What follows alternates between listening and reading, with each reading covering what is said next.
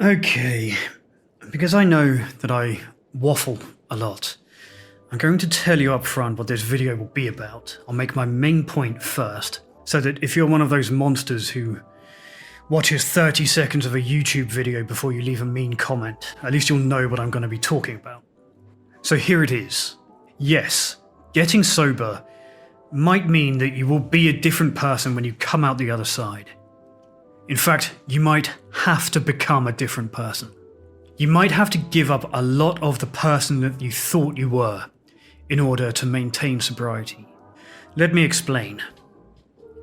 Brothers, sisters, comrades and friends, I am an idiot. Forgot the intro. Welcome to Bat Country.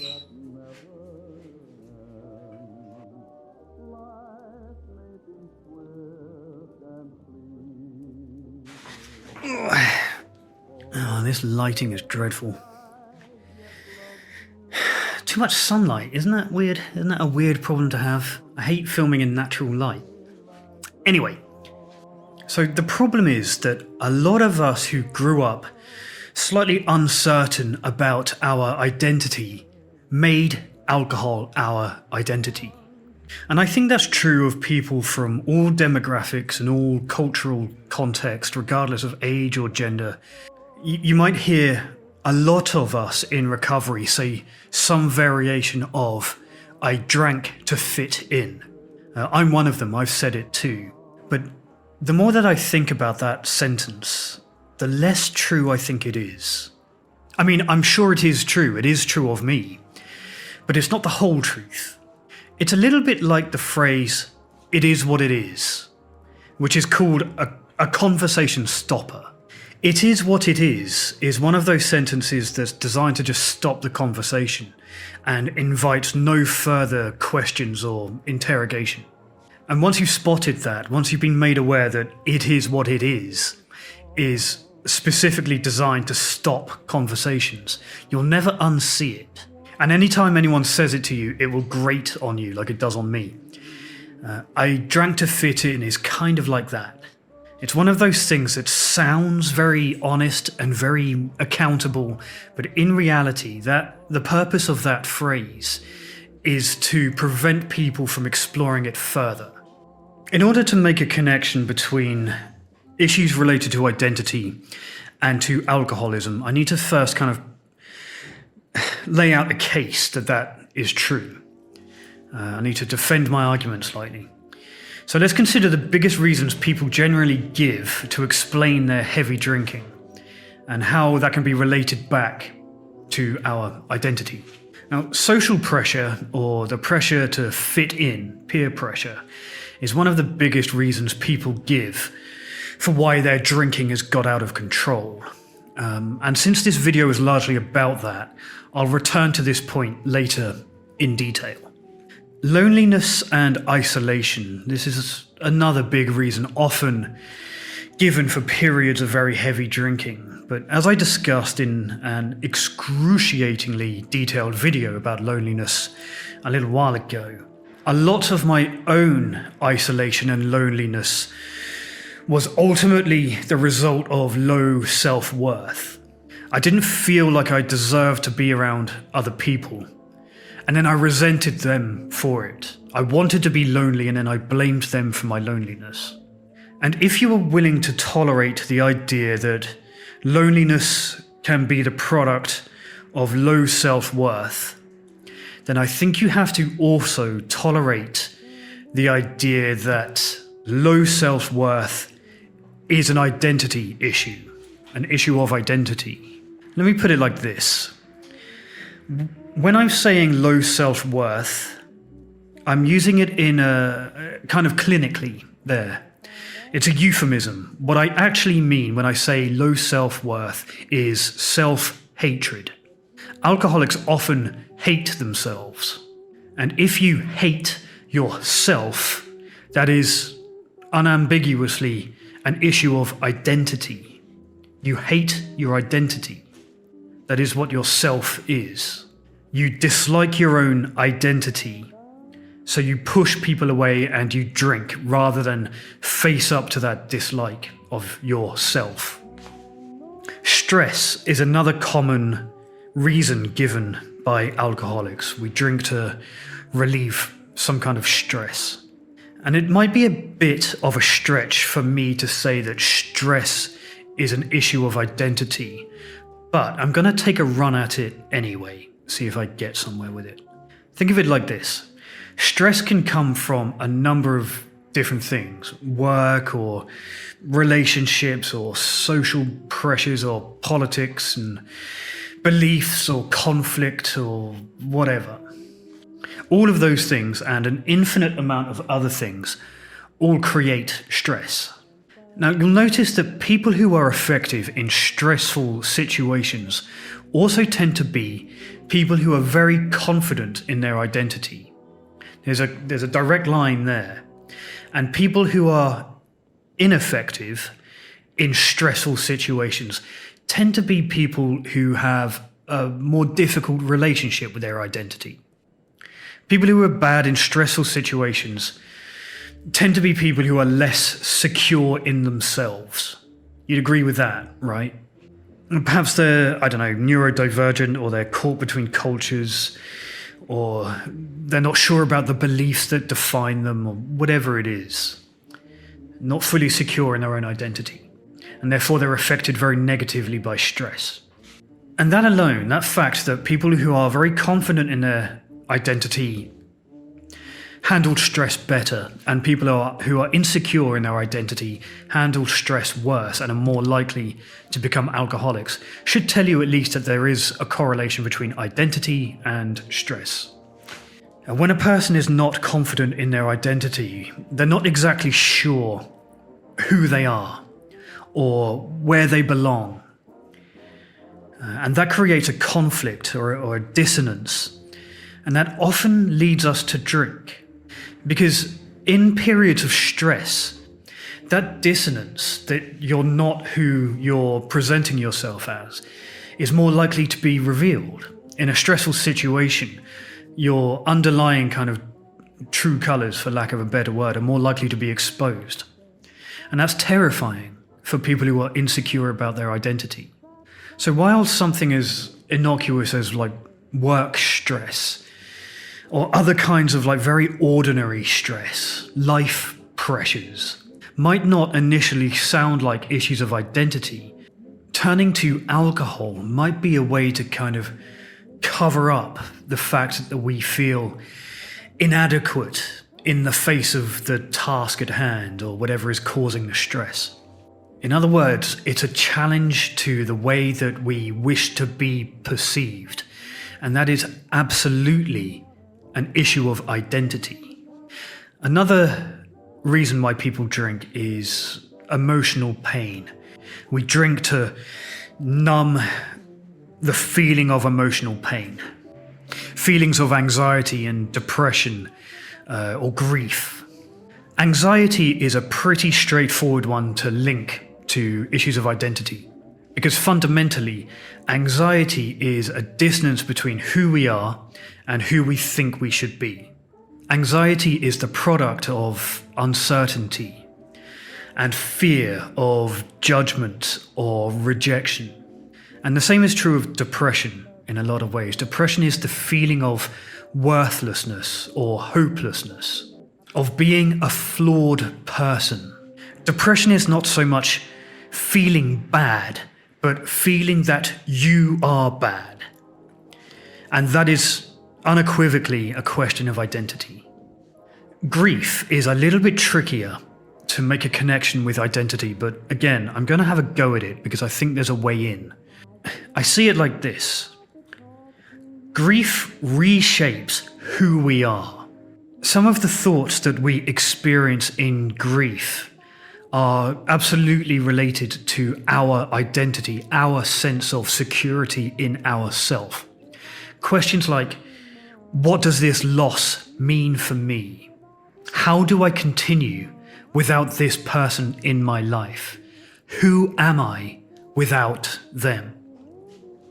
Those all sound like identity questions to me. And when you love someone deeply enough to grieve for them, I think it means that your identity is so intrinsically interwoven with theirs that you lose a big part of yourself when you lose them. And again, these are issues related to identity. Now, this theory, this idea that alcoholism and issues of identity are very closely linked, is very much a work in progress. I have more questions than answers.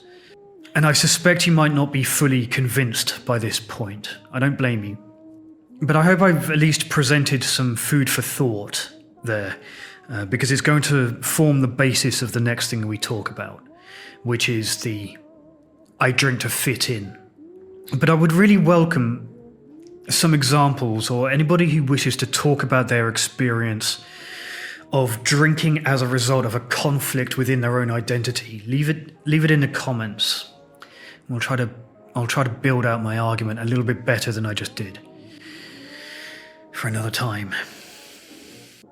Or even if you completely disagree with me that alcohol is related to issues of struggling with identity, I'd like to hear opposite opinions too. With all that said, let's return to the idea of fitting in, because for me that is the clearest example of how alcohol and identity intersect. So, as I kind of touched on, most of us who say that we drink to fit in just kind of stop at the end of that sentence, don't we? We don't take it any further, and we don't ask any of the necessary follow-up questions. But what drinking to fit in implies is that you don't feel like you fit in, right? And that's not about alcohol at all. That is just purely an issue of identity. You feel like your identity does not match up to the identities of those around you. The idea of fitting in is unambiguously a question about identity. Now hold that thought in your head, because it will have an impact on everything that I'm about to say. Why is it important? Why am I even talking about this? Well, it's because for those of us who believe that we started drinking to fit in, which I believe is true of me, examining that idea a little bit closer gives us a better understanding of our own identity. And it helps to lead to a more sustainable type of sobriety. Understanding your own identity will just do that. Examining your own reasons for drinking will just make you more and more bulletproof in sobriety. But this one in particular, because when we say, I drink to fit in, we just don't stop to think like, well, why did I want to fit in? Why didn't I fit in? You have to ask yourself why you feel like you don't fit in. Where does that come from? Figure that out, and everything else will follow. So most of us who have identified a problem with our drinking as adults usually started drinking quite young, and started drinking at times when we were very sensitive to social pressure and peer pressure. A lot of us, I'm talking about myself really, but I know that I can extrapolate this out, and will probably be true of a lot of you watching, that we were extremely nervous about getting left out of things, of feeling outside the group. We just wanted to belong to something, to feel connection with anyone. We sought connection and we sought belonging anywhere we could find it, even if it didn't really suit us. We kind of glommed onto social groups. We started drinking when we were seeking an identity for ourselves, trying to figure out what our identity was. And unfortunately for us, a lot of us, alcohol was a shortcut to that. Or at least it made kind of fitting in easier. When I was 15, I used to get invited to house parties for the simple reason that I could drink 330 milliliters of vodka, one of the small bottles, bigger than a shooter but smaller than a liter. I could drink one of those in about 4 seconds. And that was it. I went to parties because I could drink vodka fast. What was the point of that? What kind of company would I be after I've done that? I wasn't fun for anybody after that. It wasn't fun for me, and it wasn't fun for the people cleaning up my puke off their parents' carpet. What was the point? But for me, it got me in the door. It got me in the room with people. For a while, for those 4 seconds, I suppose, I felt like I belonged there. That became my identity. In my search for an identity, I found alcohol, and that became my identity. Sometimes now I'm 40, I wonder how different my life might have been if I had dedicated myself to something useful instead of just pouring hard liquor down my throat neat for the amusement of my shitty friends. What if I had dedicated myself in the same way to art or to science? And there's no doubt that quite young I was good at drinking, in inverted commas, and I wonder if, like, with the same level of commitment, I could have been good at something that actually mattered. Well, we don't learn these things until it's far too late, do we? In those formative years, it is far easier to say, I will take a drink, than it is to do any kind of introspection. It's easier to say, I'll have a drink, than it is to say, I am awkward. I am socially awkward. It's easier to just take a drink. And in adulthood, it's easier to say, I drink to fit in, than it is to say, I drink because I don't really know who I am. Because that's the truth.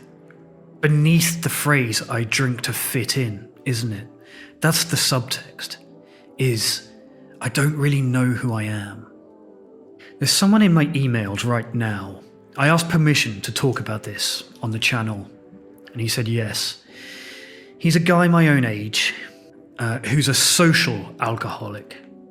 Goes out and gets drunk socially. He gets blackout drunk every time he goes out, and he goes out all the time. No, that's not like me. By the end of my drinking, I was very much an isolating, curtains closed, electricity has been cut off kind of alcoholic. But I went through this stage a little bit. The stage of like being out and socializing and getting hammered and getting blackout drunk night after night, even though you're out with people and you're out doing things. That's what this guy is like. And I mentioned him and was partially inspired to do this video because of my interaction with him. Because he's facing a really tough battle to get sober. He keeps trying, stopping and starting. But the problem that he's facing is the opposite one to mine. Mine was, I need to quit drinking because it's ruining my life. It's stopping me from having a life. His concern is that if he gets sober, he will no longer have a life. Every time he goes out, he gets drunk. And perhaps you can handle that for a period in your early 20s. But by 40, the wheels are starting to fall off, you know. And you just can't do that shit anymore. It's not sustainable after 40. After about 32 for most of us. And the reason his problem is going to be so hard for him is because for the last 20 years, that social drinking has been his whole identity. It's all he knows. Going out and getting hammered with his friends. Without going out and getting drunk with his friends, he fears he doesn't have very much. That's all he knows. He said to me that he worries he will be a different person if he gets sober. And he doesn't know if he'll be fun anymore. He says he wants to quit, but sobriety isn't appealing either. And he asked me if he has to change his whole identity in order to get sober. And I'm going to tell you what I told him, in kind of the same tone that I told him. And if his circumstances sound anything like yours, which is that you are approaching middle-age social alcoholic who's having trouble quitting, I want you to listen to this as if I am talking to you directly too. I'm going to have to take a drink before I do this. If you've spent the last 20 years drinking socially, as an alcoholic, blackout drinking almost every night, or even periodically, and your fear is that you won't be any fun once you get sober, I have bad news for you. You're not any fucking fun now. It's not that you're going to be less fun, it's that you are already no fun. You have become a burden to all those who care about you, who love you, and you've probably noticed they've all started drifting away. I don't blame them. You are not fun. In fact, you're not even having fun. You think you are, but you're not. The truth is, you are wearing a booze-soaked mask. The only reason why you have that vibrant social life is that your friends only invite you out because you make them feel better about their own drinking. You are there, at least I'm not as bad as that guy. That is the identity that you're worried about losing. It's fucking nothing. Just straight up amputate the booze, because the disease is spreading. And your choice now is between maintaining this fucking charade or death. Oh, sorry about that. It got a little heated. It's good to get it out every now and then. The point is, at some point in the search of a sense of identity, which we all go through, we think alcohol makes us interesting to the point that the alcohol becomes our identity. And you need to stop that before it happens. I'm going to take my friend, Sober Strong, as a really good example here. So, Sober Strong, as far as I understand, was not an extreme chronic alcoholic in the way that some of us are. Instead, she was kind of like the drink got on top of her at some point, and she decided to just walk away. But I mention her because she talks about this really well, quite often. A part of her journey through sobriety involved a really, really crucial realization, and it was something like this: that she was never really the huge extrovert that she thought she was, or that she thought that she needed to be in order to be popular. She was in fact using alcohol to cover up the fact that underneath it all, she was actually quite introverted. So when people saw her as this kind of hard-drinking party animal, keeping up with the guys and all of that stuff, it was all a front. And once she dropped the booze, she discovered that she was actually quite introverted underneath all of that. It had been a show for almost all of her adult life. And that's a massive realization. And I have that realization too, the same one. I felt like I was expected to be a big, boozy extrovert. But looking back, I was never that person to start with. That particular kind of popularity mask, it never really suited me to begin with. Should never have put it on. It never fit. All of the partying and the events and the craziness and the desperation to be liked and to be popular, underneath it all, I was a socially awkward, introverted, and quite private person. I just didn't know it until I took off that mask. And now I'm much happier with the identity it revealed underneath. And that's the point I think that I'm trying to make. Sobriety, yeah, there is a chance you might be a different person on the other side once you get through. You might not even recognize yourself. You might have to re-examine your own identity and what it used to be, what you want it to be, and get comfortable with building a new identity without the alcohol. Make friends with the person who was underneath it all this time. Because if alcohol is central to your identity, if that is the thing, if booze is the thing around which you have built your identity, then it's really not worth preserving. You would be better knocking it down and rebuilding it sober. Is that a video? I don't know. It was a difficult one to film. Thank you very much for watching. Please do like, subscribe, comment, share your thoughts, and as always, good luck out there.